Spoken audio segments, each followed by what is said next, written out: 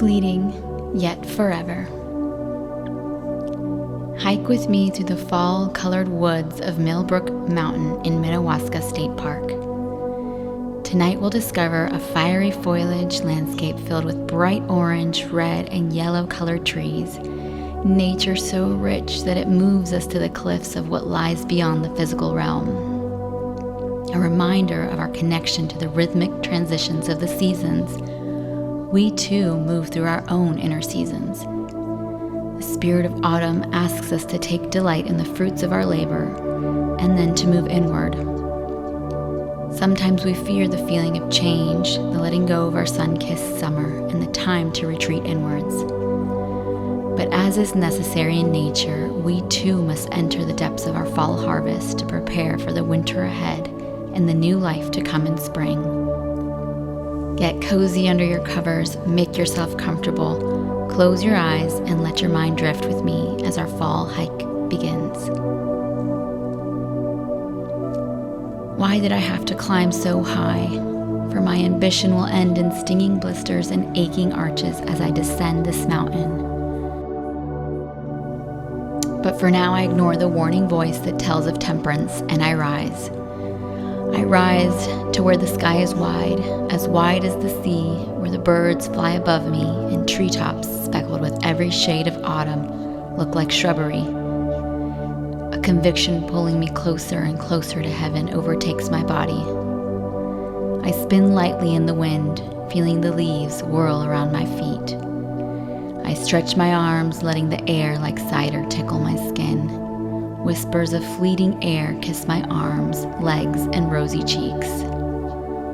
I close my eyes and tilt my head backwards, looking up as I keep spinning and spinning until I fall to the ground, immersed in a fountain of baptismal creation.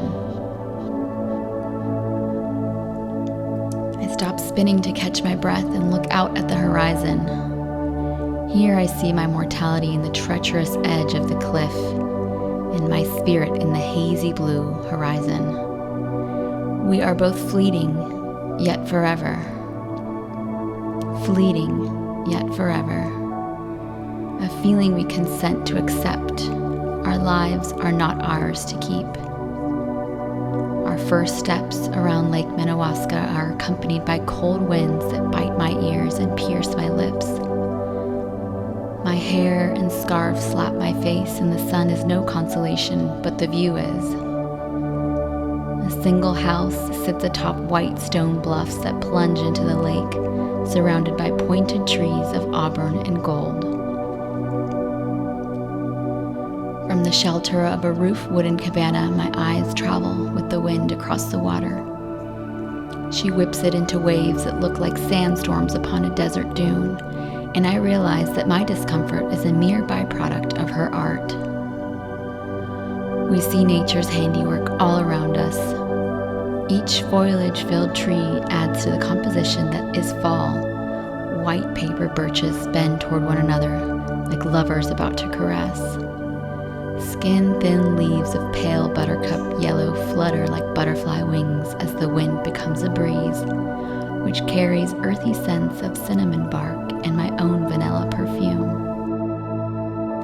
Ruby leaves flash peach underbellies like two-toned stained glass windows. I pick one off the ground as if I'm holding a flame, blazing candy apple red at its three pointed tips and a warm orange glow toward the stem.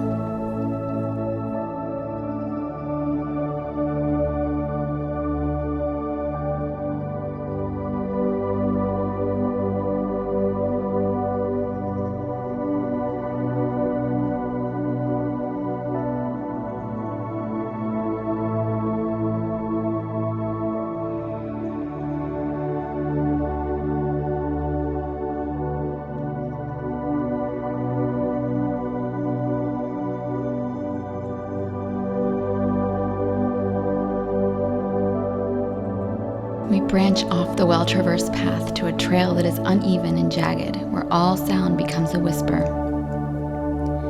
In the hush, I hear a high-pitched whistle from a bird in the bushes. To my right is a steep rock-faced wall, and to my left the ground gives way to nothing, a sheer fall if I misstep. Fuzzy moss gently cascades like waterfalls down the slope. I hear the pitter-patter of water dripping from it to feed a cluster of mushrooms. The droplets catch the light that comes in patches through the trees, windows through which we catch a glimpse of what's to come. The earth is a fickle friend, seductively stunning yet simultaneously sinister. The spider-leg root of a twisted stubby pine awaits a foot to trip one moment, then lends a helping hand alongside a sharp decline. The path is scattered with webs and ankle-twisting rocks padded with pine needles. A nearby stream adds a bubbling gurgle to the whispering wind in the trees, along with a slick layer of moisture beneath our boots. Clutching the stitches in our sides, we climb gray stone giants through low-hanging branches until they part to reveal what we've been searching for. The sun slowly sets and cuts through the crisp fall air, giving us its last day's warmth on our skin.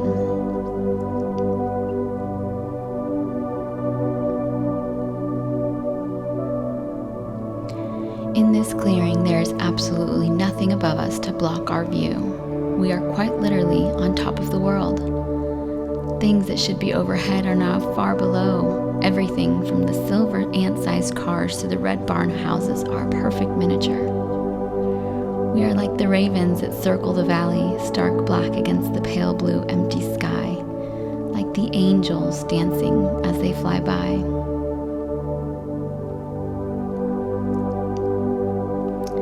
Ascended closer to the ladder of perfection, each rung holds our everyday struggles and obstacles.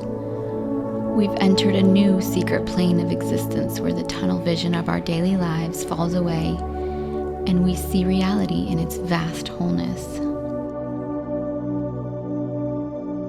We sit cross-legged, unable to peel our eyes from the soft rolling Hudson Highlands, worn down by a billion years of history. I bite into an apple that's as red as the wine-colored leaves scattered among us. It snaps against my teeth, crisp and juicy, spreading a honey-like flavor across my tongue.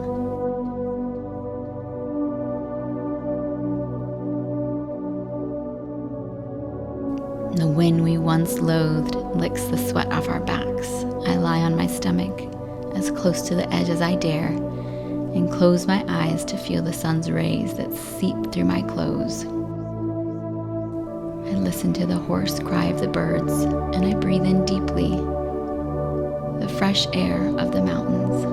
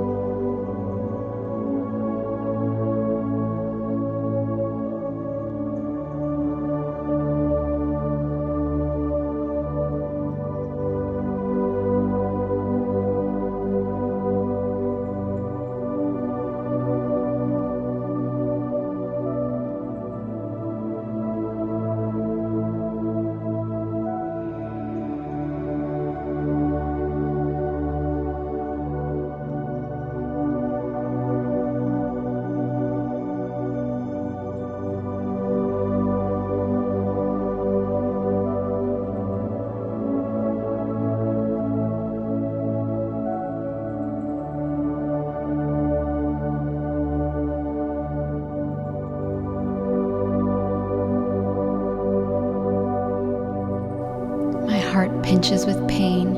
I remember the days I yearned for no responsibility. The days when my body feels heavy and when I wish not to face the world because everything feels too colossal to maintain. How can a sinner like me ever be delivered from this pain?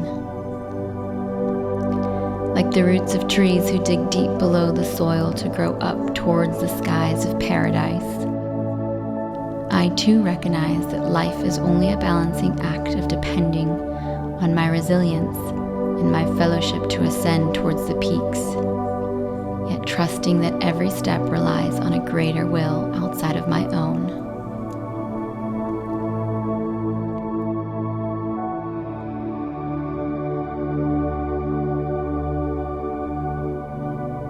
Amidst these setbacks, criticisms, ridicule, and threats hung on every rung of my ladder, I acknowledge it must be the way towards everlasting love. And so I climb, and I ascend. Even if it is the way less traveled, in the depths of the expansive valley I feel at ease. Tranquil thoughts begin to bloom, and I focus on those that bring me peace. I take a deep breath in. The faintest scent of pine fills my nose. My eyes absorb the hues of green, gold, red, and orange that speckle the horizon, like an impressionist painting swirled with colors so vibrant and dense. It seems at first ironic that it is death which gives autumn its blazing beauty, yet given further thought, it makes perfect sense. The inevitability of the seasons parallels the story of our own birth, life, and inescapable death. And like the ever-repeating cycle of Earth's seasons, our own fall comes with the hope that after a snowy sleep, spring will at once come again.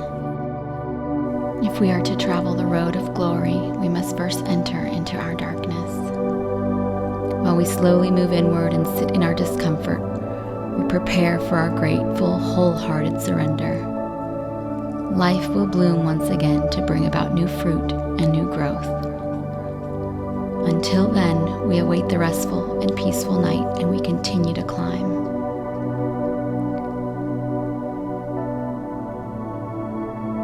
We climb towards truth, towards greatness and beauty.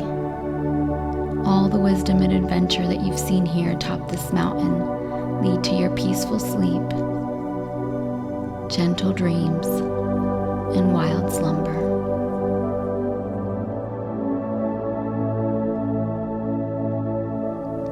We snuggle beneath our warm blankets like the wild hares cuddled in their underground burrow. And now I say to you, good night, my friend.